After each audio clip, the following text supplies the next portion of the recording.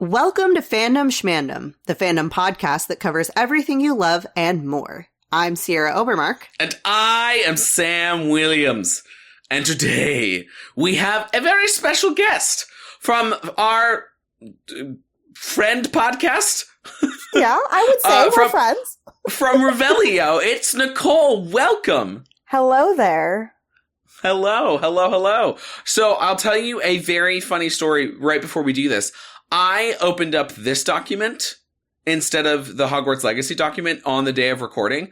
And so when we were going through records, I was like, you want me to talk about my favorite Star Wars movie? And Amy was like, I think you want to talk about that.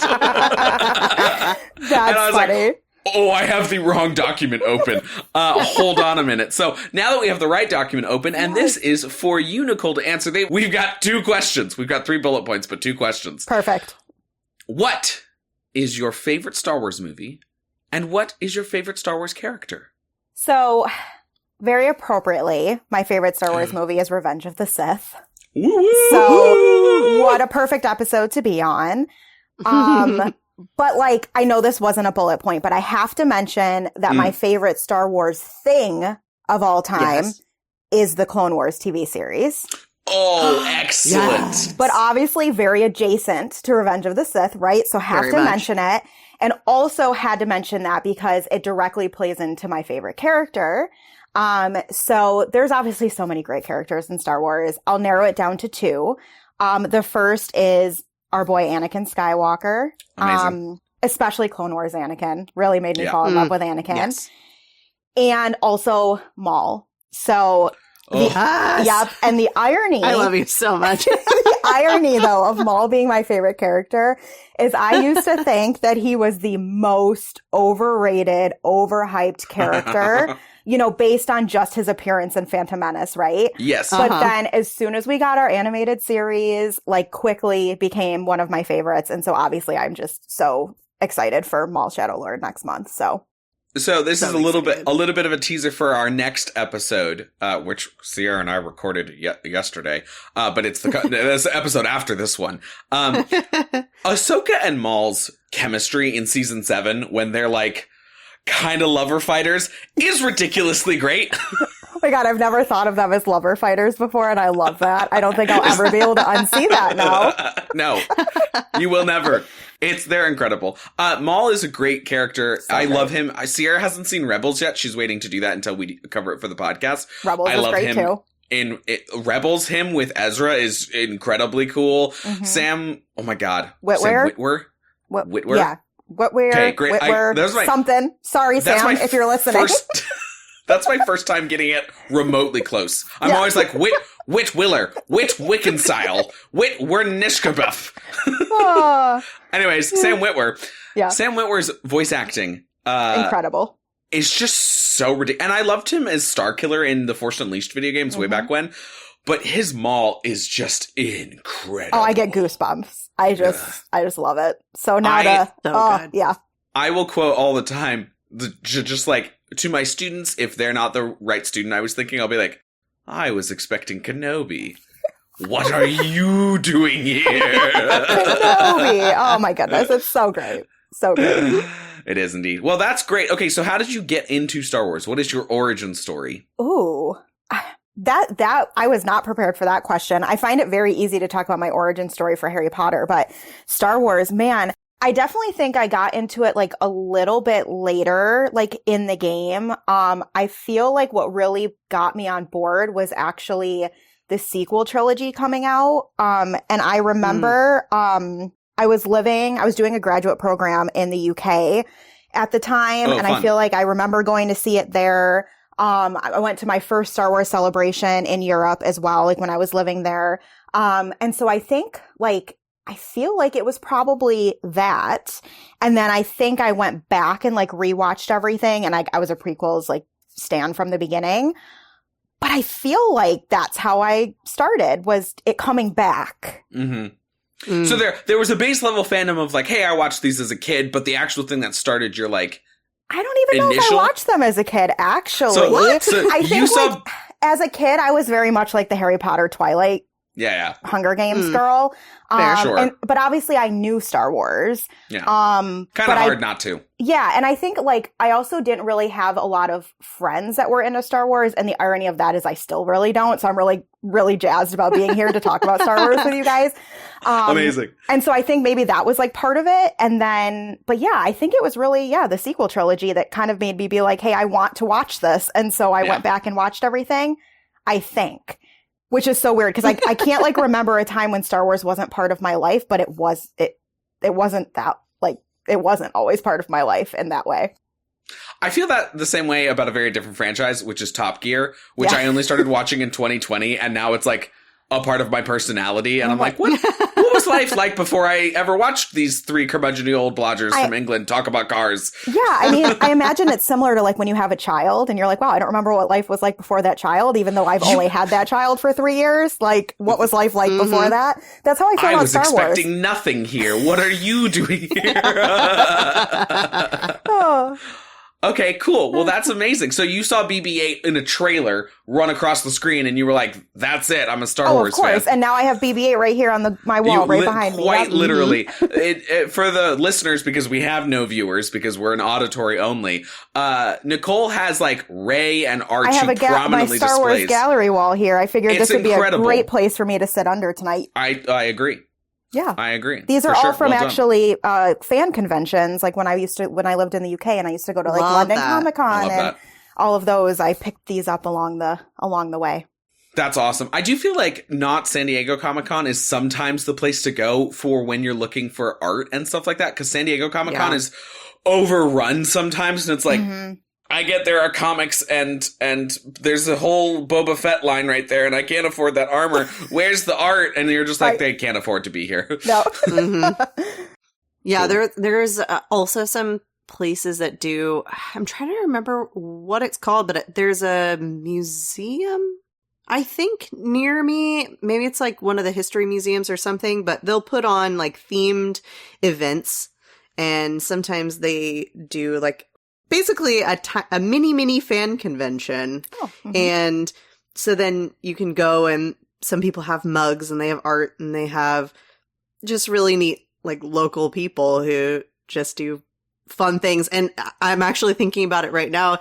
This ties in with me having just gone to Epic, but I have a little painting of Hagrid with Toothless on his shoulder.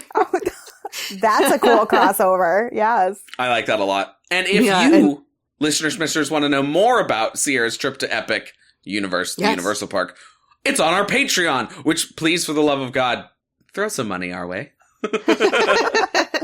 Please? Pretty please? We'll be so nice and continue making content. Yes, indeed. Today's episode, we will be scorchingly salivating over Star Wars, Episode 3, Revenge of the Sith. And without further ado, we will, as Roger Smith says, dive on in. So get up to 88, because it's time to travel back to our story recap. Our Palpatine has been captured by Grievous/Dooku/ himself, kind of.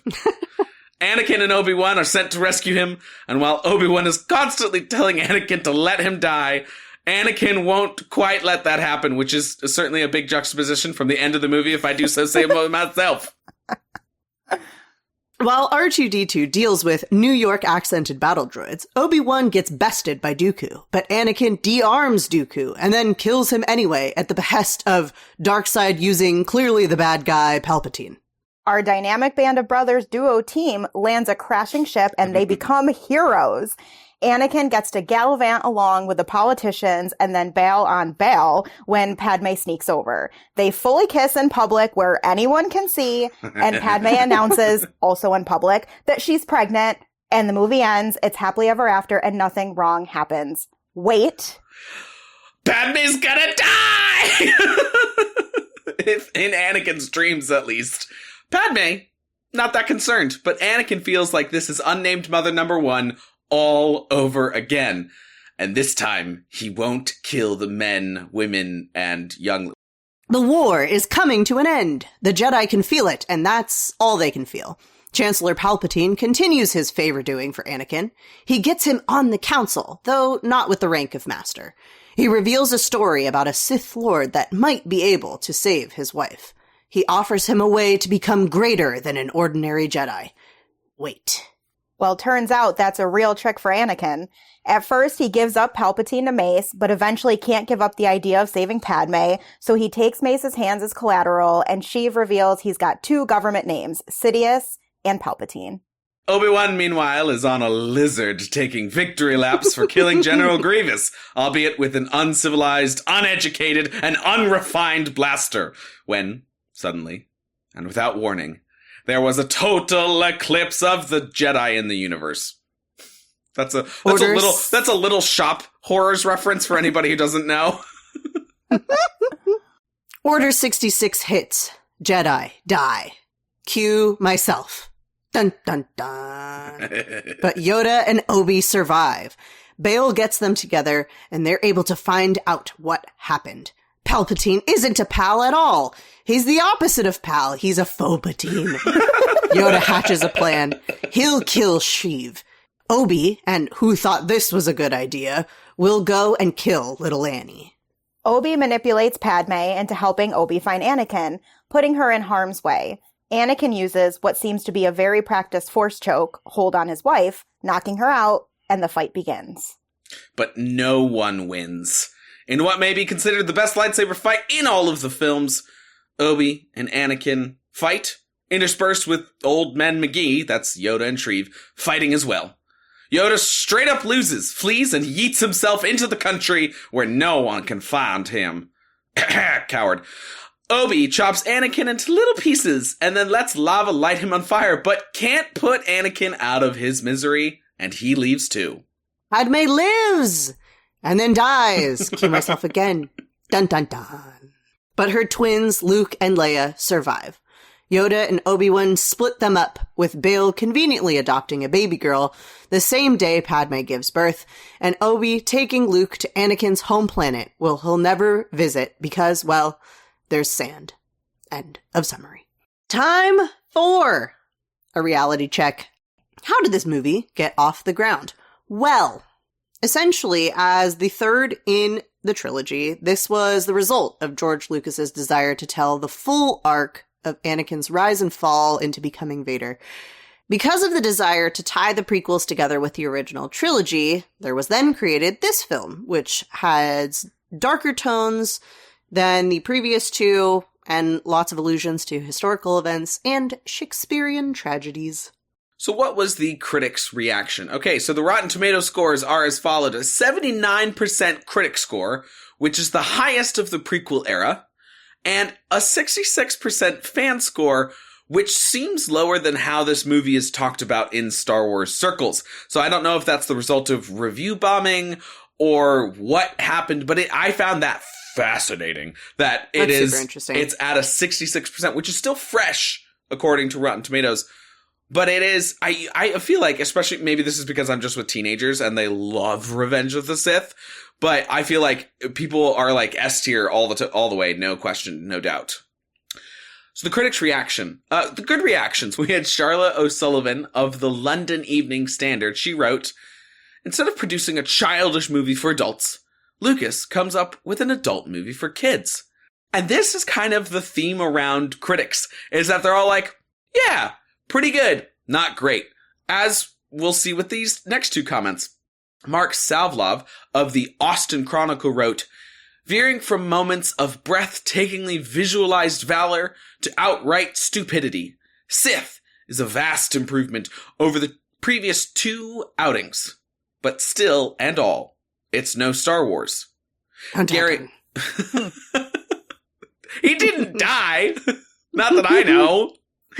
Gary Maddox at the Sydney Morning Herald wrote, "It's a stronger movie than the two previous installments, but as Yoda would say, an out-and-out triumph, it is not." So, this weird oscillation of like, yep, better, not but great still. Not great. Yeah. Right. The bad reactions. Joe Williams of the St. Louis Post-Dispatch wrote, "Although the stiff theatrics are part of the design, they're no longer excusable. Wow, okay. Nick Shager from Lessons in Darkness wrote, nominally better than its immediate predecessors, thanks to pervasive atmosphere of catastrophic doom. Oh my gosh. Which I think is quite a great line. I mean, Donald Clark wrote of the Irish Times, and this is a comment from this past 2025 when it was released for his 20th anniversary. He came and said his one-liner was, "Revenge of the Sith is still junk." Ouch.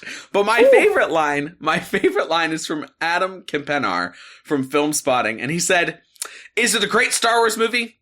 It's certainly the greatest prequel." What a cop-out.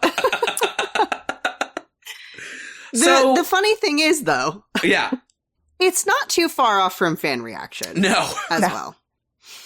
Because, especially at the time, many people were thinking, oh, it's this amazing, fantastic spectacle, best of the prequels, still lackluster. Especially in storytelling elements. I mean, think Leia has memories of Padmé, but Padmé dies before meeting her. Mm-hmm. C-3PO just happens to get his memory wiped, but not R2. Anakin goes from let's turn Palpatine in to let me kill kids for Palpatine really quick. It is a pretty quick switch up there. No! Wait a second. This kid, he's 4, yeah? Lightsaber in the head. Got it. Nope. Perfect. Yeah, so it's still kind of that wishy-washy, it's the better of the prequels, but it's still not amazing by any means. After 20 years, because it has crazily been 20 years since you this shut your face. I don't like it any more than you do. Revenge of the Sith has definitely become more of a favorite and a beloved part of the saga. And consistently, I have found that people see it in a more favorable light the more subsequent rewatches that they have. So it does seem like there's a lot more to love about the movie and a lot more to appreciate on subsequent watchings and really diving in. And I think that Clone Wars, the TV show, helps a lot with that because that was a huge turning point in people understanding Anakin in this movie. Mm-hmm. And yeah, Clone Wars definitely does a lot of the heavy lifting in terms of character development there. Mm-hmm. Some of the moments in the movie still come across as comical rather than dramatic. No! Some of the plot holes are still plot holing, mm-hmm. but overall, image has shifted for the better over time, which is kind of surprising. I feel like in a lot of media, things tend to have more negative reaction over time, or when kind of cast in current light, they don't hold up as well, things like that. So I think it is more on the unusual side to see something become more loved without it just being because of nostalgia. I would say, to me, it's always the law of averages. If something comes in super hot, it's going to cool down over time. Mm-hmm. If something comes in and is blasted, people will give it more care as time goes on. Yeah, exactly. Mm-hmm. You think about like Jar Jar Binks, not nearly as hated as he was. Oh, he's loved though. Right. Yeah. And Ahmed, the actor who plays him, well beloved. You know, when he was in, he's in The Mandalorian for 2 seconds as a Jedi, as like a totally different character, the actor. And he comes in and it was like celebrated along Star Wars all over the place, as if Star Wars fans had never driven him to almost suicidal thoughts. So I think it's just the law of averages where it's like some people really hate on The Godfather now, even though when you go back and you rewatch that, probably still holds up. And the same thing with Phantom Menace. People really hated it. Now it's, come up in its measurement. But there is a fascinating phenomenon in terms of it aging like fine wine. And we will discuss that in now. What aged the best and what aged the worst? George Lucas's main passion, it feels like, is movie technology. And I will say, I found that the CGI in this movie still holds up pretty well. The Mustafar scene is incredible. Like that entire third act. Yeah. I think the CGI is really good. Is still really great. There are some moments where, Anakin does like a jump off and the slowdown is like, oh, that's CGI. Mm-hmm. But the set design CGIs are still remarkable, I feel. Mm-hmm. I think the space battle CGIs really hold up too. Especially like the beginning of the movie. Yeah, with the like buddy cop movie that they're doing. Oh. Leave me, Anakin. There's nothing you could do. Obi-Wan, are you trying to die? Like you're going to die if he doesn't do anything. Right. And Anakin's like, what if I shoot your ship? Wait a second. That's a bad idea. Anakin's just having the time of his life, you know? Totally. Absolutely. I will also say, I think fan analysis has impressed upon the fandom a lot more information into the film. So whether that's Clone Wars, which is actual, written material that has made the scene about not giving Anakin the rank of master. Oh, wait, he did train a Padawan and he's led all of this stuff and he's been one of your most important people and you're letting him on the council, but you're not giving him the rank. That is a giant insult. Whether it's that, or if you think about something like Obi and Anakin's high ground moment. This is an analysis that has become that is headcanon that has now turned into like God's will, as if that this is the thing. What I mean by that is this. The high ground moment with Anakin and Obi-Wan is Obi-Wan says, I've got the high ground, don't try it. And now people have gone and done this thing where they're like, but you see, Anakin would have heard all about how Obi-Wan beat Maul, even though Maul had the high ground. And Anakin thinks that Obi-Wan is better, or that he's better than Obi-Wan. And so he's now going to show up his master in his hubris, and he's going to leap and do it. That all very well could be true, but that is only subtextual analysis. That's not provable by evidence in the film. And so this film has aged the best with this mixture of fan headcanon that has been poured into a concoction of actual canon stuff that is now sort of indistinguishable. What's aged the worst? I think actually not that much. I think everyone knew its faults at the beginning. And, and now kind of sit either underinflating the faults or properly inflating the faults. I will say, I think just with Clone Wars kind of nerfing Padmé's character, where she becomes this Mary Jane damsel with not too much Leia in her, where she's like, I can get myself out, but not really. They really nerf her character as compared to the first two movies. She becomes the object of Anakin's whole plot. And that's the only reason why she's there. And that, to me, feels like an irresponsible use of your one female character that has been the coolest, the most interesting of your trio, the person with the most growth, the person that we're most interested to get to know, because we know the dad issues in the original trilogies, and we get 1 second of mother-daughter time where I remember her, she was sad. And guess what? That's all we get of her in this movie, is she's just sad. And she was so good in Clone Wars. They really did such a great job with her character. And I mean, hindsight's 2020 with it coming out after, but yeah, they did her a little dirty in this movie. Oh, well, and especially Attack on Clones, she's gung-ho. She's a leader. Yeah. Phantom Menace, she might be a little bratty at times, and I seriously think that she might be a serial killer, but that was one of my theories from that film, is that Sabe gets her to go clean up the droid for R2, because she's like, oh my god, this woman's crazy. I need her to go do something. I feel like she'd totally do it too. Yeah. So, I feel like nerfing her has really aged the worst for me. What about you guys? I mean, some of the dialogue. And it makes me think of Padmé. Literally in just my last rewatch, when they're standing out in the balcony and they're like, you're so beautiful. And it's only because I'm in love. And I'm just whoa. Let's leave this in Attack of the Clones. What are we doing? And I think especially too, if you're watching it and you think of it in this Clone Wars thing and you're thinking about all the things that happened in these years between, and you're and now we're just regressing a little bit. And so, some of the dialogue's a little not great still. Yeah, totally. Keep your finger on the pause button and rewind that tape. It's time for the prestige category. What did we notice on this watch through? Okay, first of all. Okay, is it just me? Or is Palpatine so obvious? He couldn't be more obvious unless he was stroking a white cat as the chair swivels around and going, hello, Mr. Bond. He is sitting there all captured like he's on a dang throne.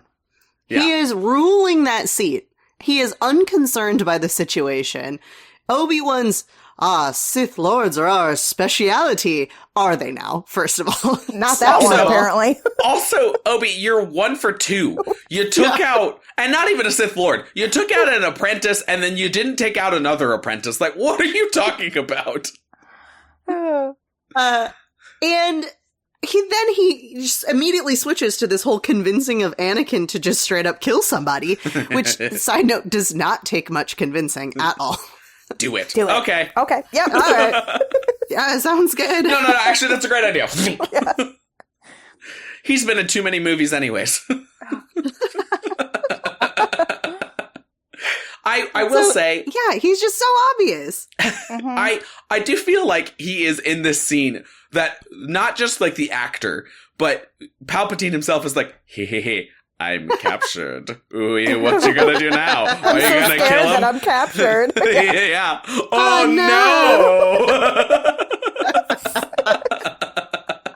no! Like, he's just cackling over there like a little kid. He's basically like reclining in a lazy boy while he's watching the fight. Just like clapping his hands, watching them go at it. Yay! TV dinner! Fight for me! Yeah. On to other characters who are just kind of killing me right now. Padmé is so certain that everything with her and the baby is going to be okay. First of all, she's seen how accurate Anakin's visions can be. Mm-hmm. Firsthand, she was there when the women and the children.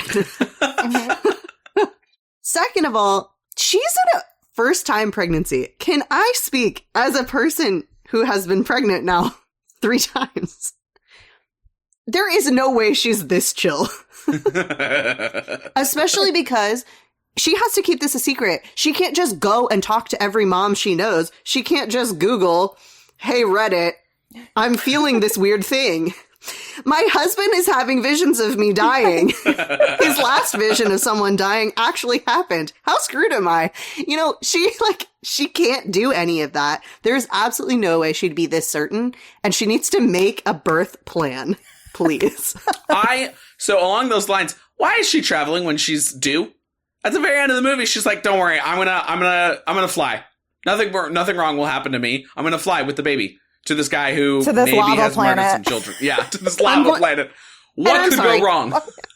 On Earth, if you are after 36 weeks, I believe, you can't travel. Airlines will not let you fly. She is not just getting on a dang plane. She's flying and going that plane. 3 hours Well, away. She is flying in space to another planet. Knowing that her husband has gone rogue and he has these powers. Hyperspeed? Yeah. Ma'am. Lord. So, somebody in the Star Wars universe is like, I was born in hyperspace and I'm fine. It's like car babies. I mean, did we not learn from Doctor Who? Like, when babies are born in the time vortex, they get a little waxadoodle. Yeah. A little wonky. Continuing my frustration with people. Windu. Mace. I sense a plot to destroy the Jedi. Oh, do you now, Windu? Do you? The dark side surrounds the Chancellor. Are you just a little now late sensing this? Not literally every other time. In all of these movies that you have been in contact and in the same room as and within 2 feet of this Chancellor, you haven't sensed it until right now? Chancellor Palpatine smirks all the time. He doesn't use his face muscles. The dark side is what's pushing his face muscles up to smirk like that. Especially the moment where he says, I sense a plot to destroy the Jedi. It's said so casually. He's just like, I sense a plot to destroy the Jedi. And everyone's like, NBD, Casual Tuesday. Oh, it's like being at a religious meetup where everyone is like talking about like, yeah, here's what's going on in my life. And he's like, by the way, I sense a plot to destroy literally all of us. And all my friends. Me and all my friends. We're all gonna die, guys. Just so you know. It's fine. You know, it's probably bad. It could be okay. It's because they're We'll the circle Jedi. back. Nothing can happen to them, right? Spoilers. Spoilers. Hold on. Another thing that I noticed this go around, leaving Anakin alone to spy on Palpatine is a horrible plan for many, many reasons. And I feel like every time I rewatch it, I find another reason why this is such a bad plan. He is clearly so mixed up in his feelings. He doesn't know how he feels about the Jedi. He doesn't know how he feels about Palpatine. The Jedi know that he's having weird, do I trust him, do I not feelings about Palpatine.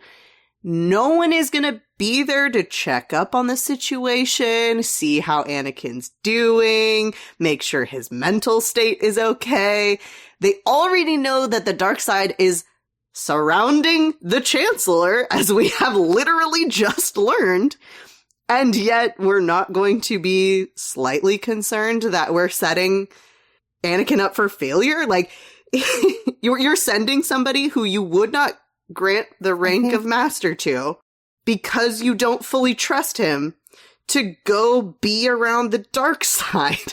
And spy on someone you also kind of don't trust. They just like, handed Anakin over on a little silver platter. What? Exactly. It's what ridiculous. Could go wrong? It's straight up ridiculous.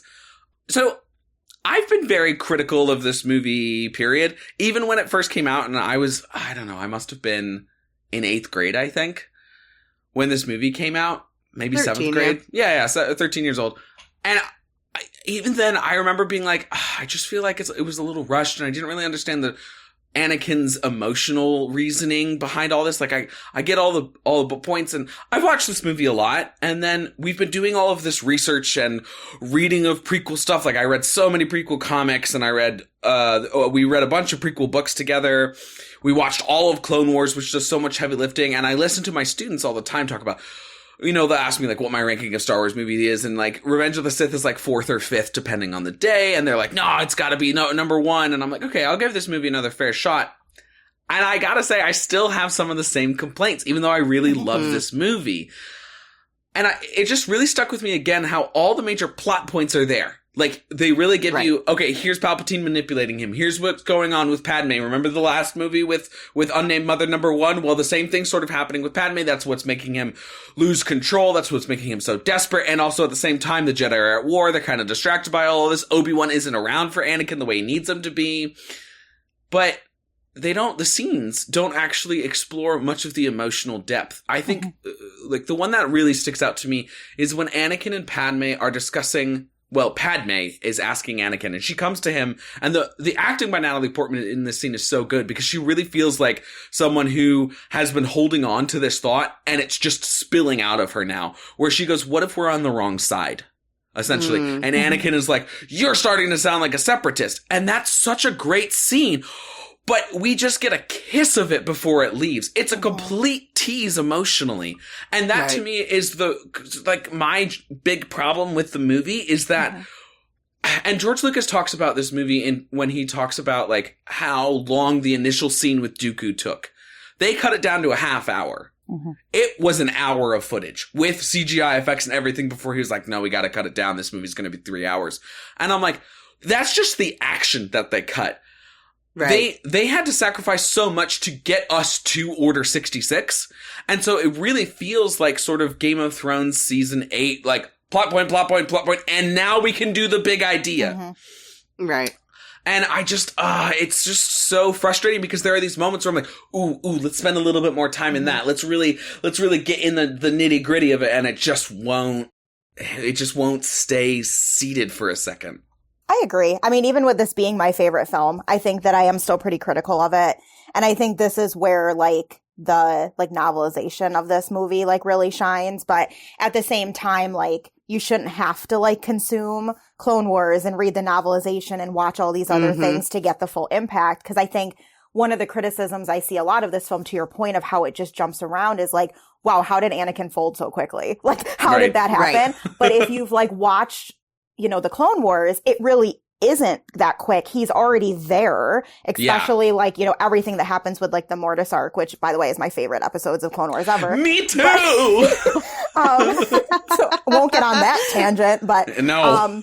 But yes, so I think like all the pieces are there and he just needs something to push him over the edge, which is what we see in this film, right? He gets that push. Right. He gets that fear of Padmé dying. He gets somebody saying, I can help you save her. And that's enough. Yeah. But to a casual viewer, I can see them being like, wait, what? Like we were just here and now we're here. And even with, like, the scene that I'm talking about specifically, even with Clone Wars and all of that stuff, that scene still is emotionally lacking. Because it doesn't allow for Anakin and Padmé to actually have that conversation. Versus, you're right, for a lot of the other stuff, if you have consumed all this media, and I'm a big proponent of whatever your main medium is, you have to have everything crucial and essential in that medium. You can't be asking people to go and do all this other stuff. I agree.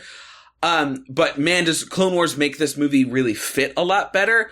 But even then, there are still moments where I'm like, George, just give us like 30 more seconds of this conversation. Give us a La La Land-like fight between Padmé and Anakin so that I can be even more devastated when they're not completely made up by the time that he chokes her out. Right. Some of us love the politics of it and getting into those conversations. And I do agree that I think that's what's lacking a little bit in this movie. They could have really gone there several times, but didn't, I think, for the sake of just what you said, to get to the action scenes. Yeah.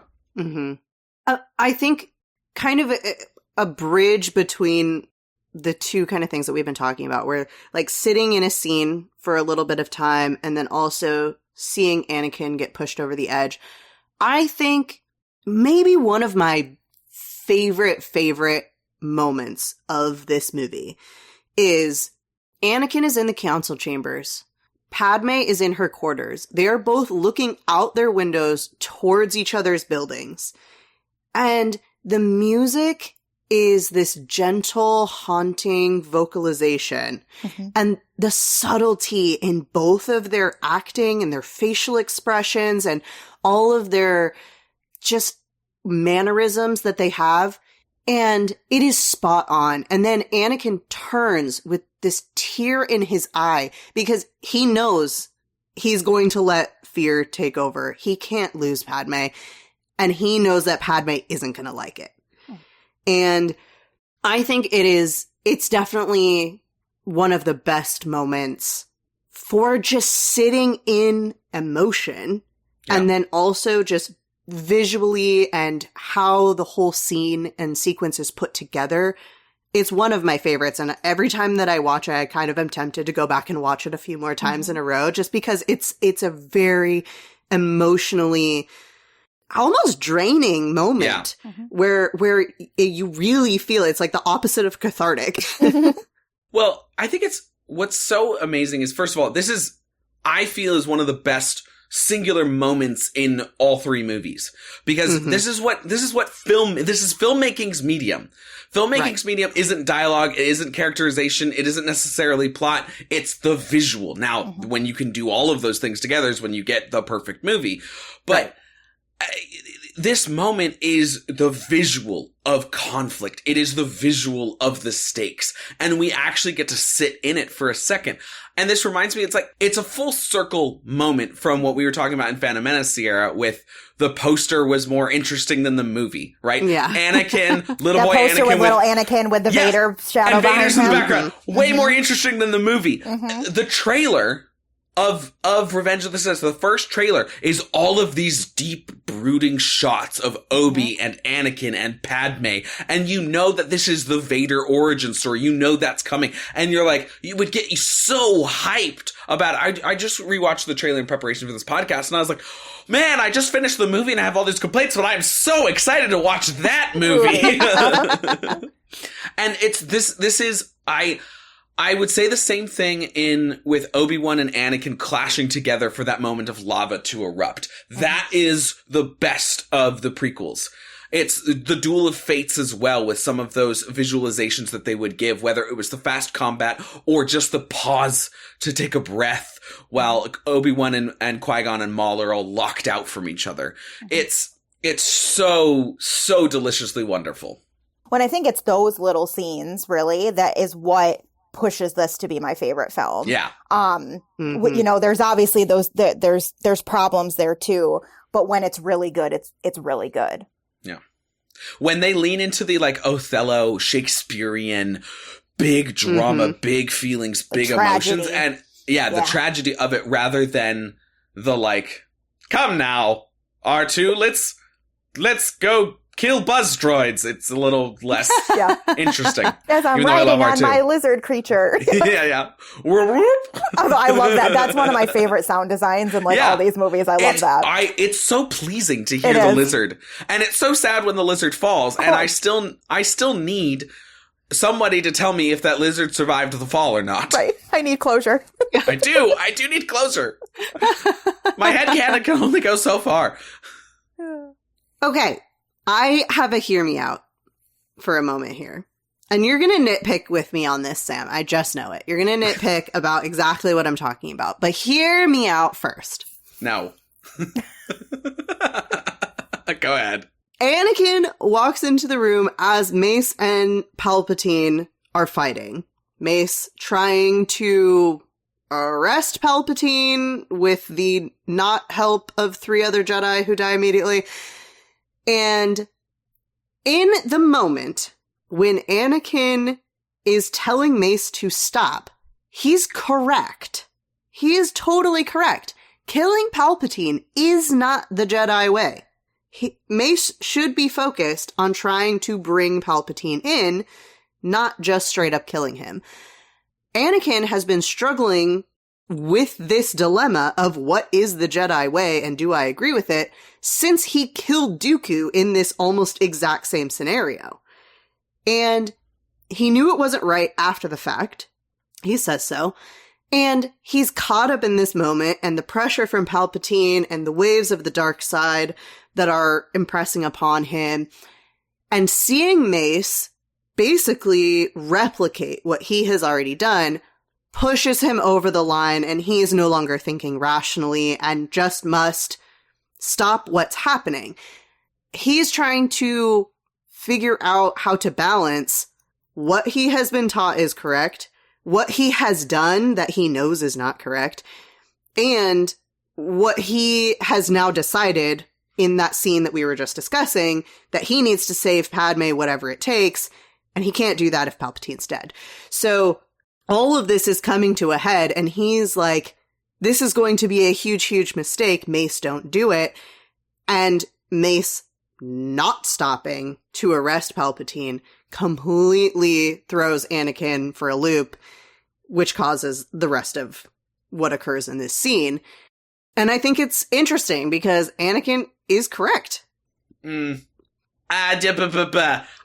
with you. I'm with you up until that very last line where you say Anakin is correct, because we are missing a couple of different things. So from Anakin's point of view, I see your point in terms of like, I just killed Dooku. That was a mistake. You shouldn't kill the Emperor, even though he's the one that, because he's the one that told me to kill Dooku, and he's the Sith. So actually, you're now doing a Sithy thing. What Anakin missed was the fact that our friend Palpatine killed 3 Jedi pretty immediately, and then has had this elongated duel, and that he actually, there are a very few select Jedi that could even hold Palpatine temporarily. Mace is one of them. Anakin is one of them. So Mace isn't actually necessarily that wrong when he's like, boy, he might be too dangerous to keep alive. We have to take care of this right now. Also, from Anakin's point of view, he's unarmed. But Mace is actually right, because Palpatine is playing it up. He's not as defenseless, and he's just waiting for the moment to strike. He's not unarmed. Turns out no Sith is unarmed, because they got crackle fingers that can go buzz to buzz to buzz kill. And so, no, he's not right in that either. Actually, Mace is right. He is too dangerous to be left alive. Something that Anakin will rectify 23, 25 years later, when he's like, no, and throws him into the garbage component of the Death Star, kind of, maybe. A shaft that has blue light at the bottom of it, we'll call it that. So he falls down a hole, which, as we know in all of Star Wars, does not mean you die. It means death in that case. He only gets clones later. This means your lizard creature is still alive, too, because he also falls down a little bit of a shaft. Okay, fine. I will accept that. But I will also say this. You're missing a little bit of the last line that Anakin shouts before he stops Mace, which is not at all about, this isn't the Jedi way. Wait, no, hold on. Anakin, I don't know, actually is fully, like, yeah, I think he, like, believes that, but I think he's trying to talk Mace out of it in the way that it will make sense to Mace. For Anakin, it is not about that. He literally shouts, I need her, before cutting off both of Mace's hands, and then Mace gets electrocuted and force pushed out a window to not his death, per George Lucas, but I think he's not 100% right, and the main reason is he goes, I need him, and then cuts off Mace's hands. Because I think in that moment, it's really, I mean, it's like Anakin is so selfish in this moment. And like, we know that ultimately, like, everything that's driven all of this is his fear of losing Padme, right? And he's got this person who's telling him, I can help you save her. And in that moment, Anakin is not thinking about anything else, whether it, you know, I do think that, you know, it's not the Jedi way. And I do think Anakin knows that. But yeah, in that moment does not care because he needs him. I will throw in a small counterpoint in Anakin's defense here. While yes, he is being very selfish, and I'm not going to dispute that I need him at the end. What I am going to dispute is what Anakin has missed is everything that has occurred in this room up until now, which he would not have missed had Mace just taken him with him. Okay, so, but Mace being wrong about not taking him with him does not equal Anakin being right. It just means that Mace was Anakin wrong. doesn't have all the information. I mean, that is one of the reasons why he's not 100% right. Like, you're proving my point by saying that. Okay, fine. He's not 100% correct. However, he makes some good points. He does. Yes. That is 100% unassailable. He makes some good points, even if they're selfish and not really actually intentioned for what he's saying. Yeah. Okay. Regardless on Anakin's 50%, 100%, somewhere in the middle percentage of being correct, he's immediately proven to not be able to trust Palpatine because Palpatine has promised him that he can save Padme. He knows how. He can teach Anakin immediately, and that's just it. And then immediately we find out that he's a lying liar who lies because he says, oh, well, we can figure it out together. We're both smart. We got this. Like, what? Also, the whole point of Anakin stopping Mace is so that Palpatine's not going to die. He's going to stand trial, and whether or not Anakin's being fully forthcoming with that at the time, or that's just what he thinks Mace wants to hear, the second Mace is gone, Anakin's like, justice system? What justice system? No, we can't do that. That's not the Jedi way. It cuts off hands, watches man die. I guess I'll kill people now. It's fine. It's fine. It really is. He's like an armored knight that you're like, you walk up to and you're like, oh, cool, a suit of armor. And then you push a little bit and it's paper. Like, it's just straight up paper. And you're like, it's not even, is this cake? Is this paper? Like, he folds so quickly. It's wild. So, to me, everything in this movie before Order 66 bothers me slightly. And for what I've already said. And then, once I sit with myself and I go, okay, I am accepting the fact that he's now Vader, even though I don't actually think that he's really Vader. And I don't really see why he would go to immediately killing children. But if you do accept that, everything from the movie onward, I think rocks. With the slight caveat of like, Padme's dying. Why? We don't know. But we'll get to that point in a second. But I feel like everything after this moment is like, wow, I'm super. Yeah, I'm telling you, that third act just makes you forget the rest of the film. It really does. Lava, yay! I'm like Palpatine watching them fight. Fight for me! Something interesting, just a little side note. I never really picked up before that Bail could have just immediately left, but he lingers just long enough that he sees the Padawan fighting clones and therefore becomes one of the only people to actually know what has happened, which is fascinating because I don't know if I just never picked up on that scene or just didn't make it into my memory towards the end of the movie when he and Obi-Wan and Yoda are all speaking. being like, wow, he's like actually very important in terms of amount of knowledge of what has just occurred. Everything that they do with Bail Organa, I think, is incredible. I think it's one of the coolest things about Revenge of the Sith is that they build in very subtly off to the side this awesome dad of Leia, then showing you, hey, why does she have such a strong moral compass? This guy right here. He's the only senator that we know of that turns up and is like, hey, what's going on? How can I help at the Jedi Temple? And then he gets to witness literal George Lucas' son dying. Because that's the kid that like does all these amazing flips. Like if that's played by Jet Lucas. That's George Lucas's kid. Cool. Yeah. Again, this just continues my frustration with characters. Yoda. You have had multiple opportunities now to explain what you have seen, what you have had visions of, what you have experienced, what you have heard. You have had multiple different people that you could have shared all of this information with, and yet you have done nothing. And I want to shake that little green puppet.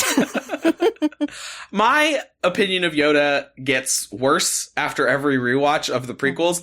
And especially when we talk about this on our Clone Wars, Nicole, on our Clone Wars pod, Nicole. Not that you are Clone Wars, Nicole. I would love to be Clone Wars, Nicole. Clone Wars, Nicole. That's who's on the show today, Clone Wars, Nicole. But we talk about it then where Yoda goes off to Dagobah and has like the whole like, can I find the way to immortality? And he finds out all about what's going to happen. And then he turns up and Mace and Obi-Wan are like, so what happened? And he's like, nothing. What on earth, dude? And that's why I wrote in the little thing, like he yeets himself off into the world. He's like, nah, I'm good. 800 years of this and I'm done. I don't need this anymore. No. What a selfish man. Mm-hmm. He reminds me a bit of like, he's the Dumbledore version in this world. Oh, where yeah. You're like, hey man, come on. You didn't have a better plan? Or he did and just didn't share it with anybody. I could see it either way. For real. And then we get the kind of new brewing drama between Anakin and Palpatine. So they have just formed this new alliance, and now Anakin is ready to slash it all to pieces immediately. I find it very sudden because Anakin turns exceptionally quickly from I'll kill for you to I'll kill you. And I'll kill the Chancellor and I will rule. Yeah. And it seems slightly out of character to me because while we know he supports kind of the idea of a dictatorship and that if one person is in charge, then no red tape. Get done. Exactly. No red tape. Things can get done. Things can happen. And he definitely thinks that he knows best about most situations and people should listen to him. However, he hasn't really given hints that he has designs to be the ruler. He just seems like he wants to support that ruler or, really help make whatever world that is the best that it can be. And it just seems very odd that suddenly he's like, no, we'll rule the galaxy side by side. I'm with Padmé. She's like, wait, what? We're gonna do what now? I think that Anakin's in such emotional turmoil this whole time because like there's even that one scene where they like look at his face while he's fully going dark side and he's still crying about what's gone on. And I think that this is very different from the proposition that he gives to Luke. He's like, we will rule side by side. And I think that's more of him being like, yeah, I'm so in trouble with my wife right now. I'm going to explain why this is going to be a good thing. And actually, I'm going to be the one in charge. I'm not working for the Emperor. And so he's kind of like spiraling. He's just spiraling. And I think that this is one of his ways of trying to get out of all the evil that he's done with Padmé. It's like, you know what? Now you and I are going to rule. And versus 22 years later, when he's talking to Luke, I think that is him being like, I have thought this through. I know what I need to do. I hate this guy. And we know now through the comics that he's found out that Luke is his son even before the Emperor tells him on the ship.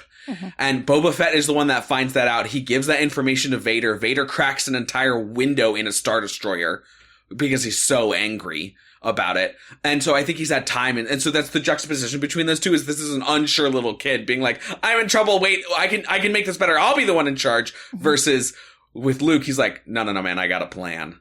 Mm-hmm. I also think that this is also very in line with Anakin's character, because he's been the whole time, everyone holds me back. Mm-hmm. I will save all the slaves. I will save Mom.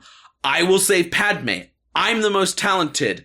And he's the chosen one. Exactly. He's told that he's the chosen one. He has Obi-Wan's voice in his head going, you are the chosen one, constantly. But I am the chosen one. Smack. Him and Harry can duke it out. Duke it out for sure. There's a great Lego video of that Lego rap battle between Harry Potter and Luke. You guys should watch it later. It's great. Oh, yes. Yes. I also think it's clear in the novels and comics moving forward that Palpatine should feel immensely grateful that Anakin got his limbs and therefore a lot of midichlorians removed from his body, because he is not controllable. I think if he has 3 out of 4 limbs instead of 4 out of 4 all mechanical. All that blood means that all those microorganisms have gone down. So he has diminished his force abilities. This is something that's covered in old EU as well. When, in old EU, Jason Solo, Han and Leia's kid, gets turned to the dark side by some Sith people. And they're like, you'll be more powerful than Vader. And he's like, there's no way. And they're like, no, you will be, because he was so much mechanical. You actually have the living force permeating through all of you. You are still intact. So, Palpatine just barely can keep control of Vader in the novels and the comics. And even then, Vader's still plotting and doing all these regular Sith stuff. But I think the fact that, like, he owes Obi-Wan flowers, at least, for, like, thank you for making this guy somebody I can control. I mean, look how Anakin is able to control the Mortis gods. Like, in all of that, you know, I got to bring up the Mortis arc again. Of course. Like, Palpatine didn't stand a chance. Like, if Vader had remained Vader in Anakin form, Palpatine would have never stood a chance. There would not have been 25 years of having him at his leash. Like, yeah, totally. Absolutely. Which is a little bit confusing to me, why Sidious at this point, before Anakin loses his limbs, is still trying to recruit him and not kill him as a rival, because we've seen what he does to significantly lesser rivals. Savage, just going in, Maul, you know, just going in and essentially exterminating, telling Dooku to kill Ventress, all of these things, because he doesn't want any other Sith to rival him, and he knows who he can control and who he can't. And I feel like this is a big oversight in this moment, before he figures out that he can control Anakin. I think it is a big oversight for him to not just try to take him out. But think about Luke's, like, this awesome one-liner that he says to Emperor Palpatine in Return of the Jedi. Your overconfidence is your weakness. And then the Emperor hits him back and says, your faith in your friends is yours, which is a great burn and an incredible, like, Lucas should be like, ow, when he says it, but he doesn't. So I think his hubris is just Emperor Palpatine's biggest thing. Also, Palpatine, Order 66 doesn't work without Anakin. Anakin is the only Jedi that can go into the Jedi Temple and murder everybody. Yeah. Like, anybody else, Maul, Savage, Ventress, Dooku, they can't get they go in there and they die. Anakin is the one powerful enough to go in there, and that's down a limb. That's down like an eighth of his body, basically. And I think in that early time too, like when he first becomes Vader, like Palpatine does still have so much like emotional control over him. Yeah. And obviously we see that at the end too, right? Like when, like what, you know, at the end when he's, you know, finally in his suit and everything, and you know, Palpatine knows to say to him, like, well, you killed Padme in your anger. And then you just see how Vader, you know, we talked about the no moment and how he erupts and like literally Palpatine like smiles because he's like, he just has, I think at that point, Anakin Vader is still too emotionally driven and doesn't know the full potential because his emotions are clouding a lot of it. And we know that the dark side can produce more physically powerful force moments. And in that moment where Palpatine is smiling, Vader is crushing everything around him. And so he's like, wow, look at how powerful this guy is as my enforcer. He is going to be the person that goes around. And of course, by the time we get to A New Hope, Vader has gotten in enough trouble with Palpatine that he's on Tarkin's leash, not even Emperor's leash. Yeah. So it's a kind of fascinating dynamic between the two moving forward. But again, owes Obi flowers for chopping. Oh yeah, I think if that never happened, this would be a totally different story. Vader would be absolutely. A totally different character. Yeah. So now we've reached the end of the film, essentially. Yeah. And I have a good, and I have a bad, and I have an ugly. An amusing. Dang it. A good, a bad, and an amusing. So we'll start with the bad because I want to end on a good note. So we'll start with the bad, which is Padme just losing the will to live will always bother me. I know there's the whole, it was Palpatine all along. But I'm sorry, even with that, you have this woman, she is set up, she is this awesome queen, she is amazing senator, she is making things happen, she's fighting for what is right, she's fighting for the Republic, even when she is questioning the Republic in general, she is still very attuned to what is good and correct and lawful and all of those things. And just because of a boy, she decides that she's done. She dies of a broken heart. And it just bothers me so much because there is so much potential. She could have been essentially the first Leia. Like, we see that Leia comes from Bail's upbringing of her and all of that. But Bail and Padme were very, very close in the Senate and were very aligned most times. We're on the same committees. We're on the same side fighting for the same things almost all of the time. So it's essentially kind of like the same type of person raising her. And it bothers me because if Padme lives instead, they still can make Vader think that she's dead, she's somebody else, whatever. We have seen that she can disappear into a crowd of other women and nobody's any the wiser. Now, whether she can actually disappear from Vader, question. But she had the potential to be this absolutely fascinating character who could have at least lived long enough for Leia's "I still have memories of my mother" sentence to make sense. And then she could have died later on in this, next however many years it is, 20 years, 23 years, I think. Sometime during these 23 years, she could have then died, and she could have gone out in spectacular fashion, fighting for what is right. And it really grinds my gears that we don't get that. I think it's the whole what if, though.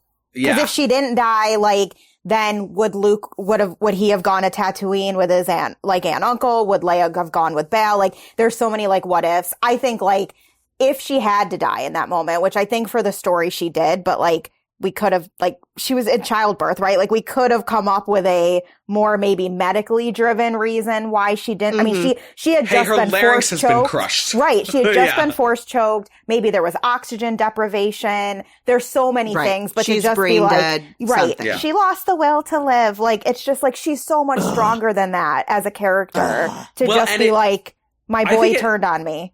It's a really weird detriment to her motherhood as well. That her love for her children does not outweigh the loss of her heart for her husband. I'm so she can lose the will to live, but she can't keep it to stick around for her kids. That seems not a great signal about who she is as a person to me. Additionally, this is a retcon. I think everyone can agree to that. This is a retcon from Return of the Jedi. And some people will say, oh, but Force memories, and Leia has the Force, so maybe she did remember her mom. And it's okay, but then I have a bridge to sell you too, because if we're going to go down the line of magical theory and how does the Force work, and if you're going to turn this argument into the mumbo jumbo of but the Force works in mysterious ways, then we can't actually have a debate about this. Leia says she has memories of her mom. Her mom is sad when Leia's alive. Okay, fine, but don't give me this argument of it's not a retcon. This is a retcon. We were made to believe that Leia knew mom for a little bit before she was adopted by Bail. Yeah, and that's just simply not true. Yeah.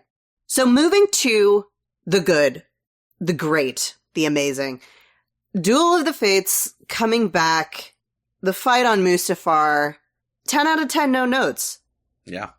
Can some of the dialogue maybe be a little stilted? No, sure. It doesn't matter. It doesn't matter though. It doesn't matter. Exactly. That's it the works point. in that scene. Yeah. Exactly. It works in everything about Mustafar works. Mm-hmm. From his hunting down of the Banking Clan and the Trade Federation, and the moment that we get of Anakin savoring killing Nute Gunray, all of that. So good. It works incredibly. Obi-Wan showing up. The fan videos where they play Sexy Back every time Obi-Wan's shown in the background. That so much. Incredible. Should be in the movie. I will say there's one thing that I don't like about the Mustafar thing, and it's Hayden Christensen's line reading of, I'm now up in this register for all of my lines. And I just for whatever reason, I'm like, I'm out.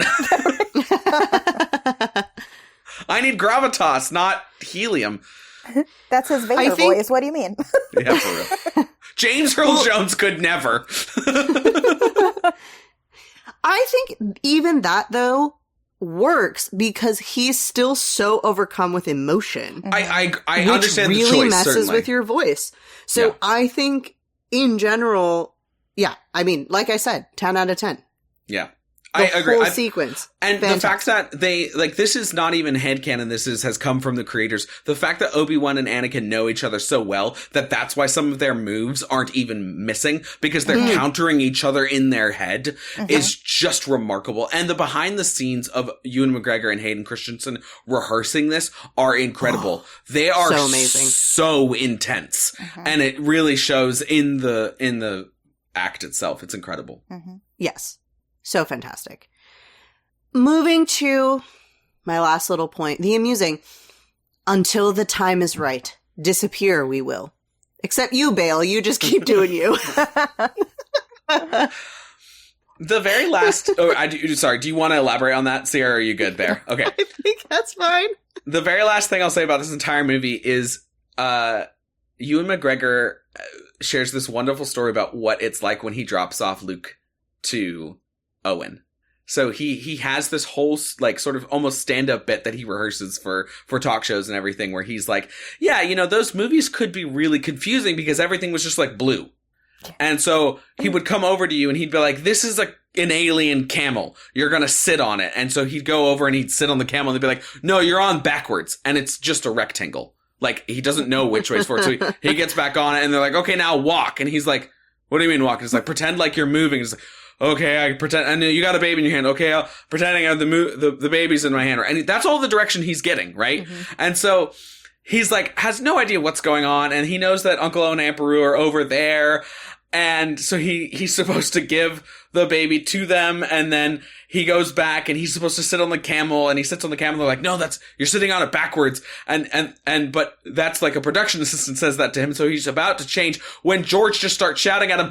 And now he forgets that it's suns he's supposed to be looking at, not moons. But he goes, look at the moons! Look at the moons! And he's like, where are they? I don't know where they are! You haven't told me where these moons are! Oh, So he's just looking up wildly to try and... Just George Lucas shouting across the sun, look at the moons! Yeah, George and his little bit lack of direction. Yeah, absolutely. It's great.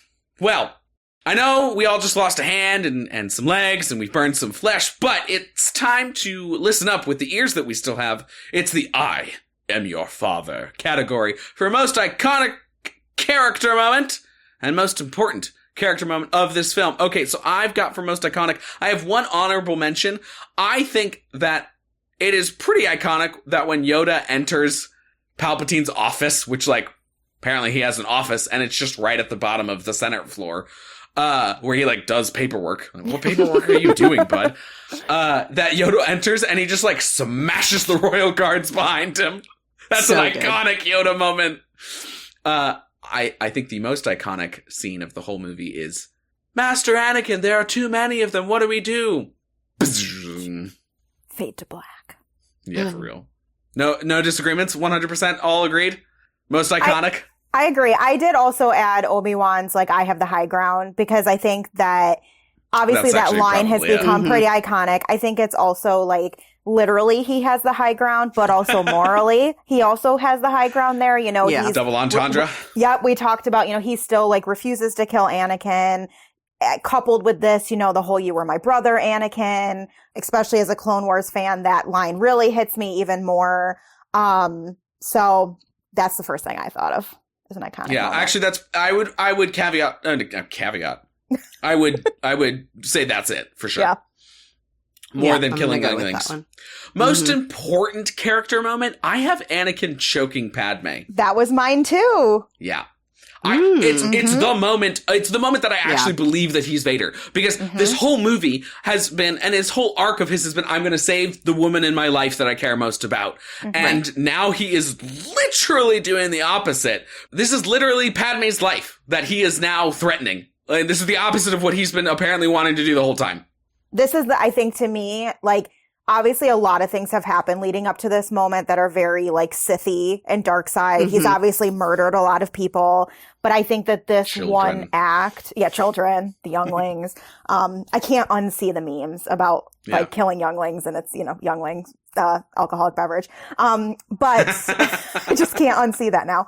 But I think this one act just really symbolizes that he is truly lost and he has fully descended. Because to your point, the whole reason he descended to this point was because of her and fear of losing her. And now he's doing literally a thing that could cause him to just lose her. Totally. And he also doesn't have like an immediate reaction, right? Like, I think of like when he goes to Mustafar originally and kills all the separatists, we get that really great scene of him after, like kind of like crying and having some tears. And I think it still shows he's conflicted. But like, he doesn't have that reaction after watching Padmé fall to the ground. He's just, you know, there's nothing there until much later on when he asks, Palpatine, where's Padmé? Yeah, absolutely. Agreed. Everybody sit down. It's time for our I Am Iron Man. Most iconic and most important scene category. Mustafar fight. Yeah. I mean, easy pick, done. Like, it's easy pick. As a bonus, though, we are reaching into the archives to find that Kamino isn't there. It's our Jack Sparrow did what category for not quite deleted scenes that make an impact on the story, but an alternate ending for the Mustafar fight that could have been. In my research, I stumbled across an interview with Nick Gillard, the stunt coordinator for the prequels, who revealed in an interview on Star Wars Theory's YouTube channel that Obi-Wan cutting off Anakin's limbs was almost choreographed as an accident. That instead of him actually cutting Anakin down and then picking up the lightsaber and leaving him there, that it was supposed to be an accident. The quote is, originally, they swung off that great big rope and landed on the side of the volcano on the lava right next to each other. And then straight away, Anakin disarmed him, Kenobi, grabbed him by the throat. He has got him, and Obi's lightsaber's down on the ground. And Anakin says, I'm sorry it has to be this way, my master, and lets the lightsaber go. Obi-Wan hunches to get away from it, tucks his saber up and blocks it, and as he's pulling his saber up, cuts through Anakin's arms almost by mistake, and then chops through his legs almost by mistake. The whole body falls off its legs, and it was more of a defense gone wrong. Gillard continues.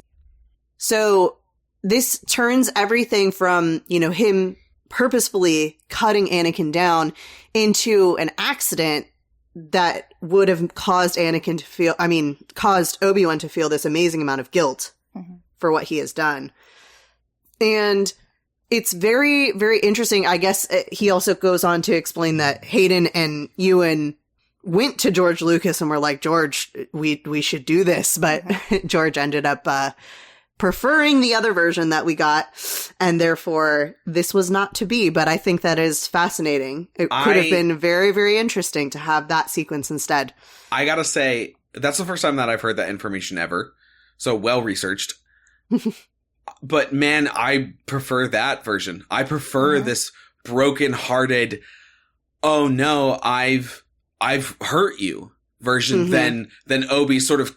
And now it is interesting because Obi-Wan in A New Hope is a little bit more cold-blooded about Darth Vader, and he's very much sort of it feels like he's spent the last 20 years justifying why Darth Vader should die. But this is way more in the realm of like the brotherhood that the two of them have. And what we get is what we get is Obi-Wan being like, you forced me to do this, which is kind of what Anakin was saying earlier. And I do like that juxtaposition in what we actually have is him being like, oh, come on, man. Like, you made me do this. Why did you make me do this? But man, that idea of like, oh no, this is permanent damage that I've done is, I kind of wish it'd been the other way. It's very interesting going into, finding interviews with Nick Gillard, because they obviously, as the stunt coordinator, he has so many different versions of everything.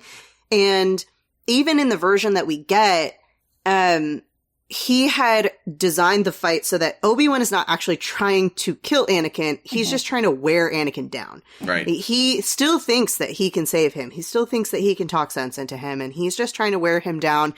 And he says that in this other quote from a different article that he wrote the fight.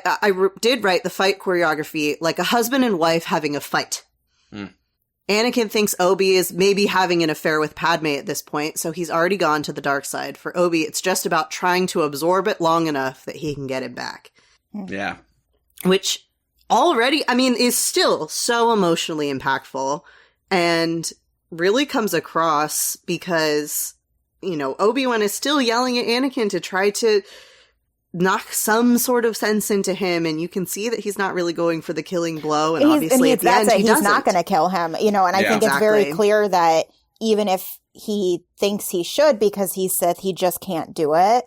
So I think I think the way that the scene, I actually agree that I kind of wish it happened the way that you had mentioned, but I think the way that it happens too can still be interpreted in a way.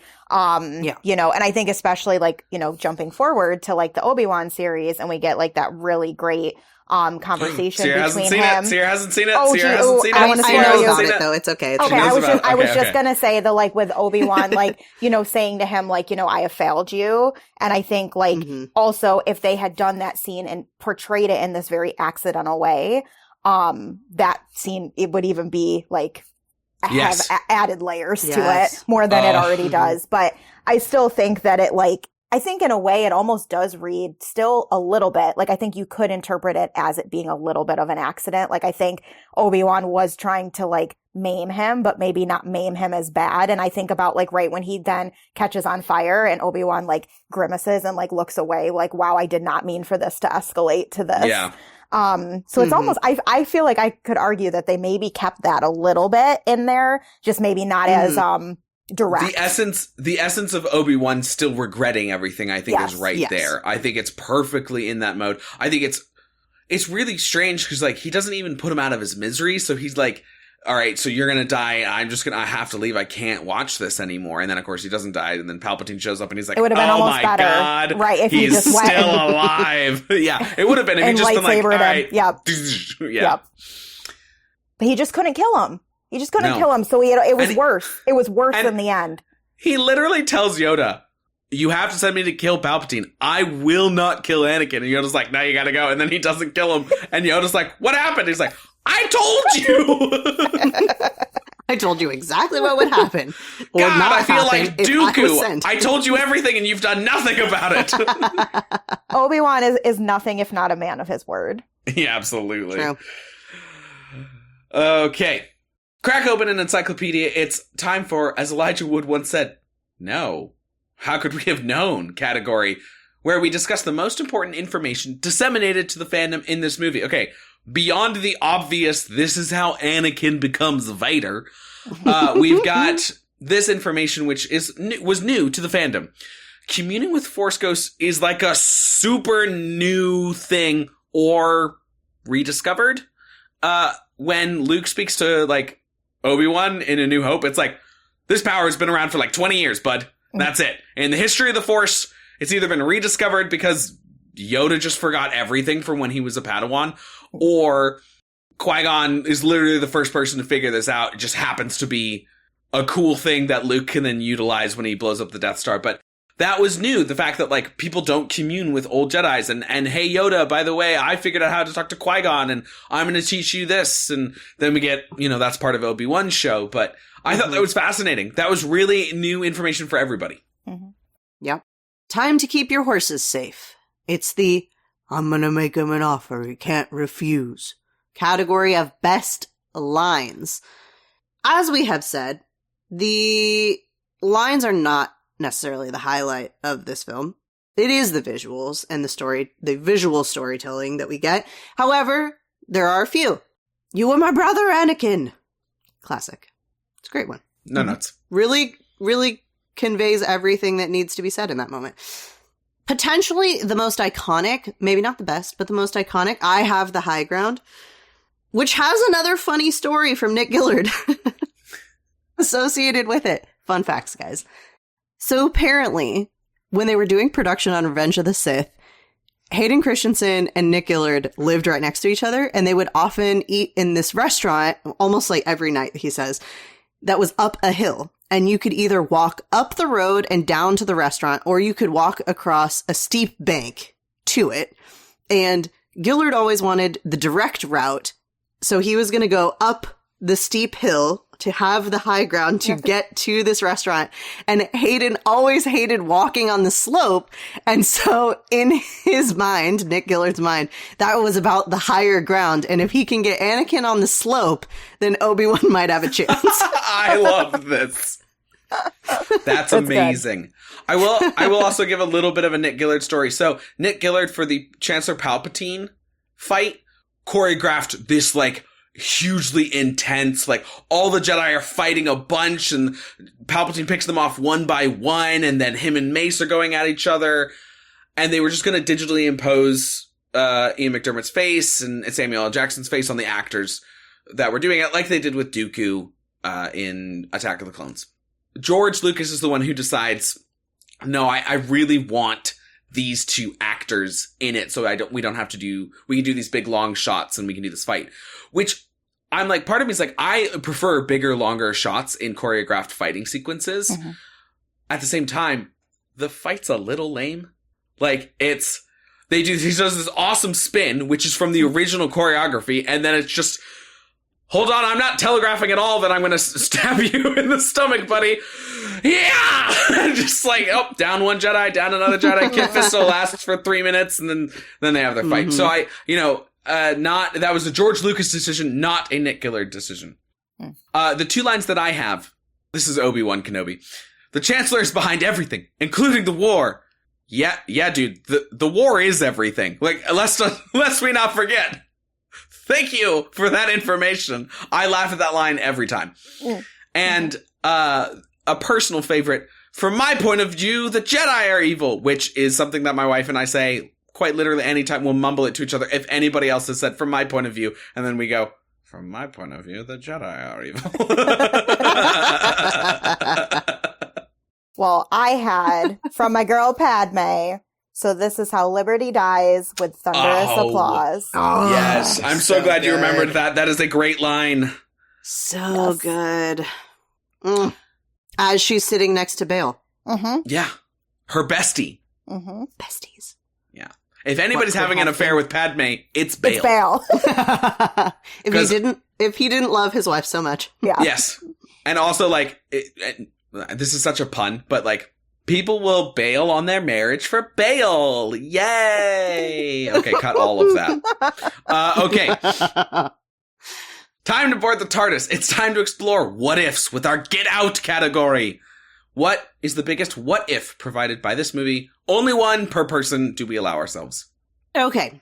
What if Dooku explained everything to Anakin and Obi-Wan instead of accepting his fate of death? What if he went, wait, that guy's my master. the guy right there that's telling, don't kill me, he's the one in charge. I mean, not maybe like that. He had nothing to lose. He should have just said it. He has nothing to lose.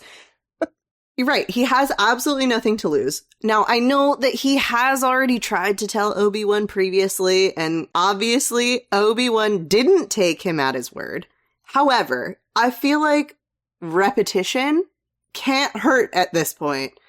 Just continue trying to explain exactly what's going on, and they've been looking for this information from Dooku, who is your master. If he just goes, yeah, it's him. Yeah. They would at least pause. I think the Dooku, even though the chin is exactly the same, doesn't actually know that the Chancellor is his master. I think in this moment he does. You think he's aware? He's like, that guy. I think he's very much aware in this, at least by now. He is very much aware that it is the same person. And the reason that I say this is not anything plot-wise. It is purely based on the acting in this scene, because when they're questioning him, he looks at Palpatine. Yeah. To be like, you're gonna just let him kill me? That's the plan. You just told him to kill me? Wait a second. Okay. Hold on a minute. Like, you can see him process that this was the plan all along. And so I think definitely by this point he knows. Yeah, everything changes. I think that's the problem with the what ifs, right? Is like, we either can spend not enough changes, either not enough changes, or everything changes. And like we could, and like, you know, there's reasons why Marvel has what if episodes. Like, we get to do a whole podcast episode about what if. I think in general, what occurs is Palpatine kills Obi-Wan and has a fight with Anakin, and Obi-Wan dies, and then Anakin is on the side of the Jedi, and the war goes on for much longer. Interesting. Yeah, I posed the what if. I didn't have an answer. Yeah, that's my only thing, is I don't think Obi-Wan survives that encounter if that occurs. I think I would agree. Yeah. At least with that part. Yoda even says, and as much as we don't trust Yoda has a good judge of abilities. He says, you're not strong enough to face this. It's true. So, although maybe Dooku plus Obi plus Anakin might equal Shreve's downfall? Potentially. Maybe smokes out the Faux-Patine? Maybe. I love that. I have a joking what if that we're not going to actually answer because it's not really one, so I'm not going to count it. But what if literally any member of the Senate happened to be in the Senate session room with Yoda and Palpatine's fight? Saboteur! Because at this point, it's already a galactic empire, so he's already the emperor, and so they're just thinking that this is a Jedi assassin. It's not actually going to do anything different. But it would be funny if, like, Binks was just there and Yoda was like, I'll kill him now. I'm just thinking, like, they have this entire room, this cavernous area, just one guy kind of like was hanging out from his after pod, the last meeting. like, whoops. Emperor, could you fill out these requisition forms? I'm so sorry. Hung out after the last meeting in their little pod and then just like creeped up like, what is going on? Yeah. Hey, Jabba was sending an invoice. I need you to sign this. That's funny. My what if is, what if Obi-Wan actually does the right thing and puts Anakin out of his misery? Like, how quickly does the Empire fall? What happens? What occurs after that? Anakin's dead. There's no Vader. But there's still Palpatine. Yeah. I think it's so difficult to answer that one because we have 20 years of kind of unknown. Yeah. We skip so much time there where the Empire is just growing and is just taking over everything. And we don't see the details of how much of that is done with Vader at the helm of all of those moments. Obviously, he is very powerful and Palpatine is sending him to essentially do all of his dirty work and all of that. But the things that he's being sent out to do, could potentially someone else have accomplished them? Well, a lot of them is killing Jedi that have survived, because we went from everybody in Order 66 dies to, actually, there's there's a lot of people who have lived. And some of that's great. So I will say to Sierra, because you've been waiting to do a lot of this stuff in line with everything. Chronological. We do have a lot of Andor that explains, and the Obi-Wan show that explains, in addition to, obviously we have Rogue One, but there's all of these comics as well that explain a lot of like Vader's hunting down ex-Jedi. Yeah. And I do wonder if the Jedi Order is reestablished under Obi-Wan and Yoda, and they then are able to take out the Empire much quicker. Potentially. Nicole, did you have a what if? I mean, I had several, but the one I'm going to bring up is, because it's kind of related to what we were just talking about, is like, okay, but what if Yoda had killed Palpatine? We obviously just talked about, okay, what if Anakin was out of the picture? Could things still have progressed? But what if Palpatine had gotten So the axe? that's I love that, because it also gets into the argument of is Palpatine draining Padme's life force in order to put it into Anakin? And if that is what your agreement is, then Padme actually still lives.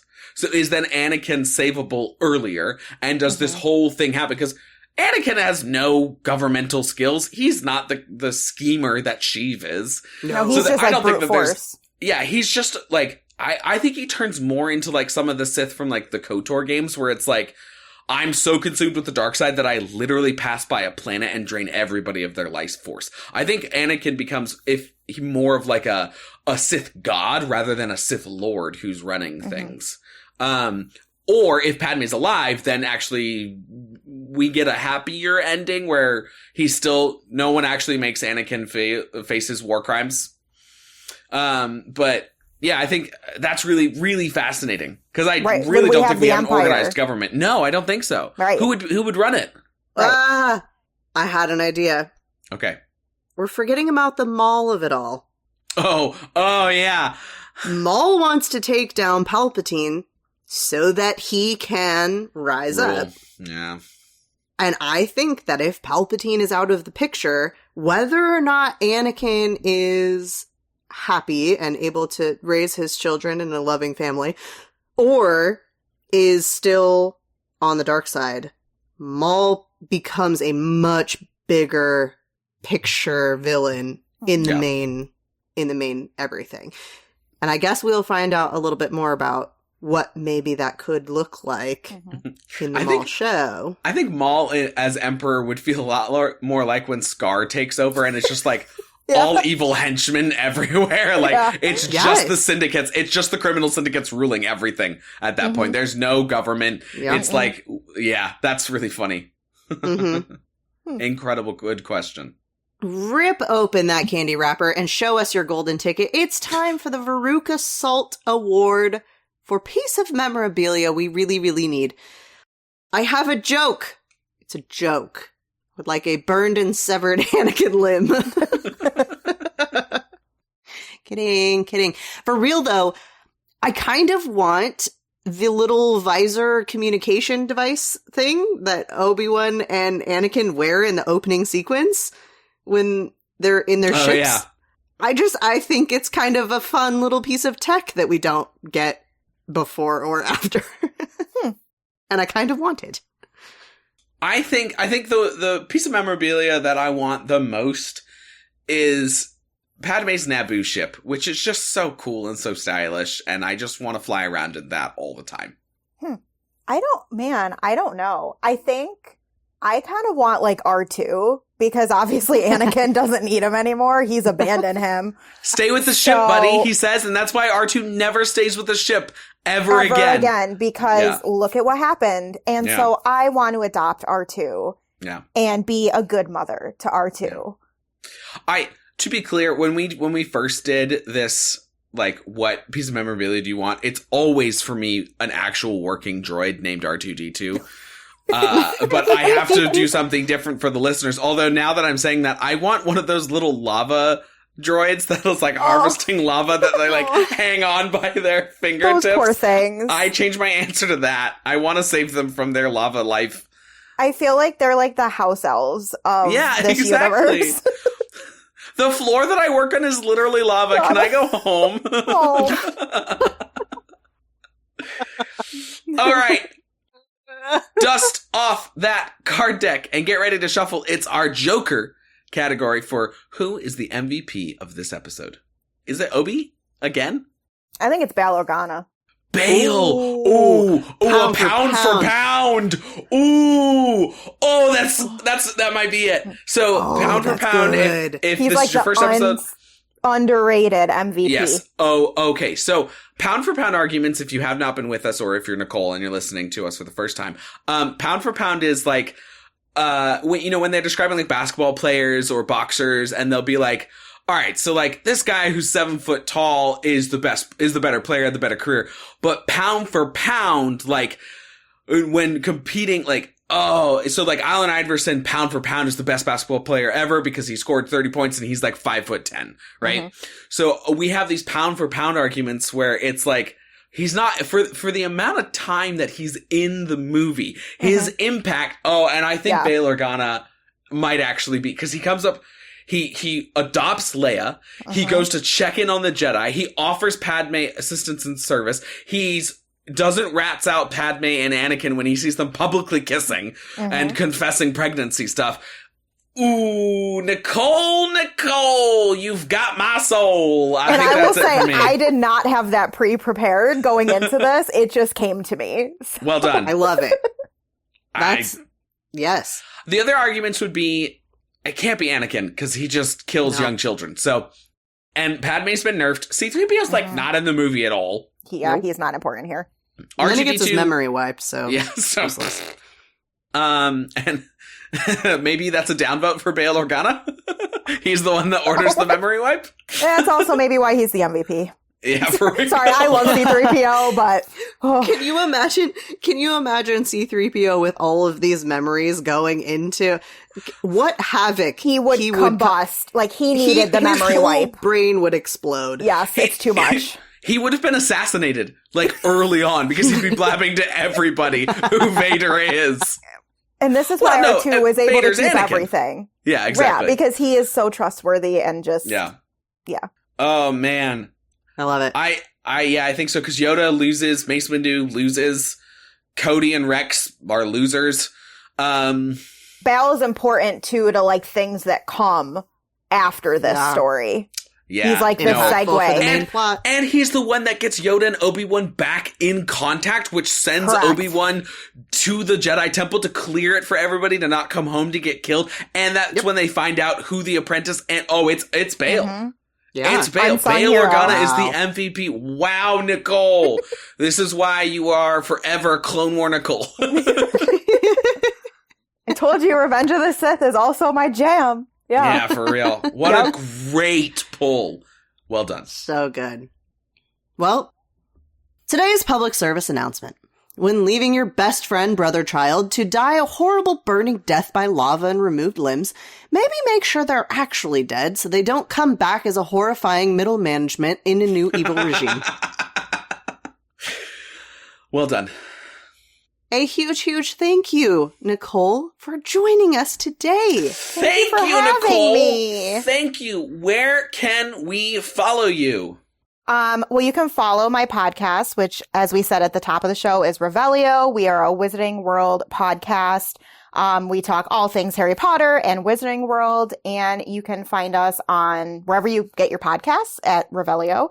Also on Facebook at Revelio Cast, and we're probably the most active on Instagram, where you can find us at Revelio Podcast. Awesome. Well, thanks again so much. You were great to have. We'd love to have you on for any future fandom that we do, whether it be Star Wars or not. Would love to come back. Nice. Yay! Yay! And thank you, dear listeners, schmishners, for listening to this episode of Fandom Schmandom. If you'd like to discuss this episode or any other episode we've done, please hit us up on our social media channels. You can find us on TikTok and Instagram at Fandom Schmandom Pod. And also, please head to our patreon.com/CW/Fandom Schmandom. That's patreon.com/CW/Fandom Schmandom. We just had a new little thing that we recorded about Epic Universe, and of course, all of our episodes from season 1 of Stranger Things are there as well. So if you, for whatever reason, are like, yeah, I'll do Stranger Things, that's where you can find those episodes. And please don't forget to rate and review us if you liked the episode. It really helps the algorithm place us in front of other like-minded schmishners out there. And with that, we're out, y'all. Don't forget to tip your adoptive fathers. Bail! And fare thee well. Fandom Schmandom was created by Sam Williams and Sierra Obermark. The show is produced by Aurelia Lieb. The editor is Brittany Fisher. The music is by Jeremiah Alves.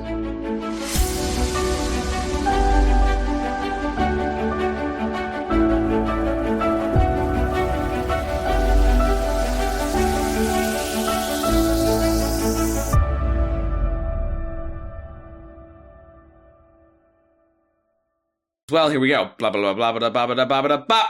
Anakin de-arms Dooku and then kills him anyway at the behest of Darkseid, using clearly the bad guy, Palpatine.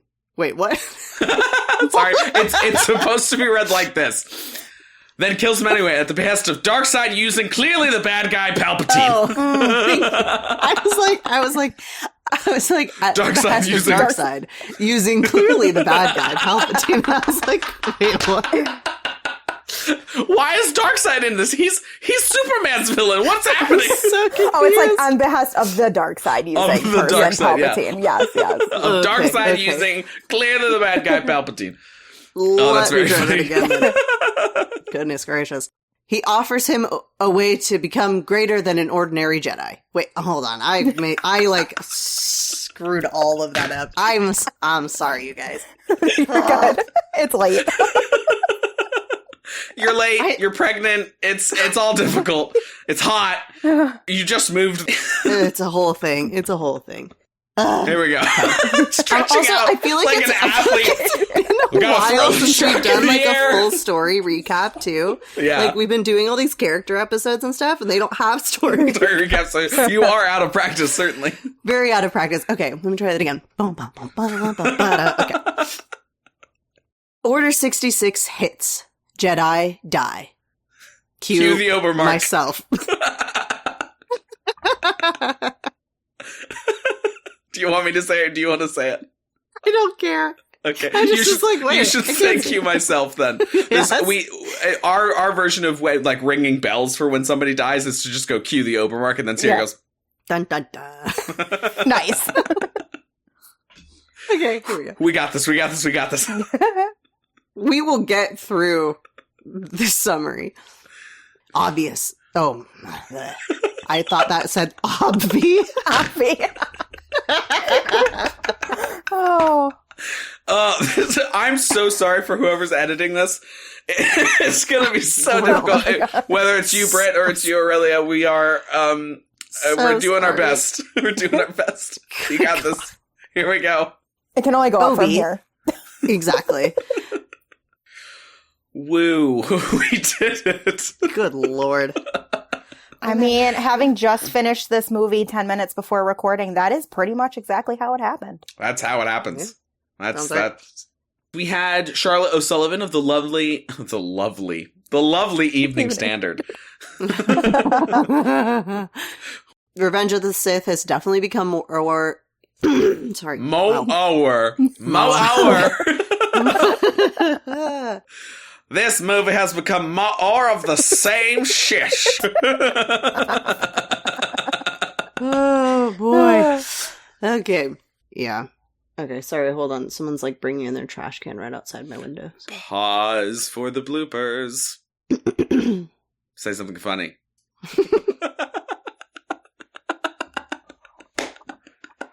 Bubbles. Lima beans.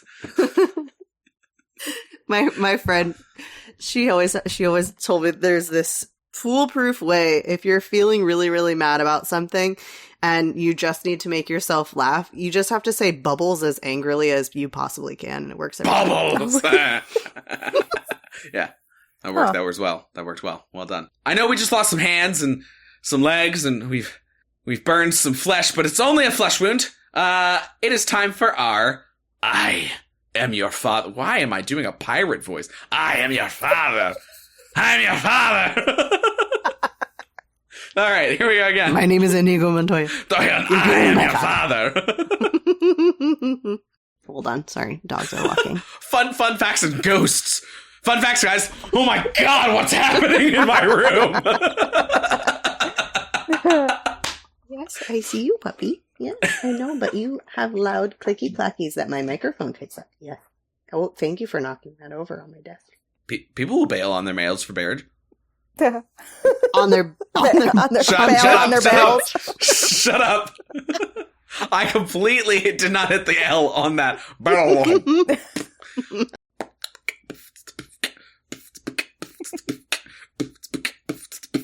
Tippity tappity dog.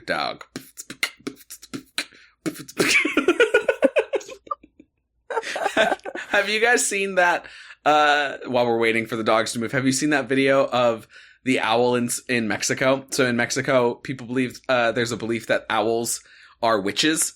And so there is this, or at least in certain parts of Mexico, I'm not going to make a blanket statement about the whole country, but there's this awesome video of this group in a church. There's an owl up in the rafters of their church, and they realize. And so they start trying to sing loudly to get the owl to leave. And the owl wakes up and it's like, yeah, I like this music. I'm staying forever. This is great. I like this music. And so they're like trying to sing it to get it to leave, and it's like, I'm bopping to this. I have not seen that. That's funny. Look it up afterwards. It's a great video.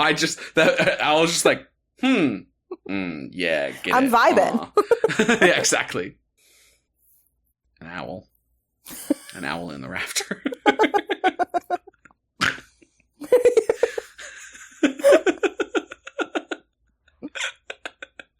What are you looking for? The witch. It's there. Staring with its eyes. The owl of the rafters. It's there. Oh.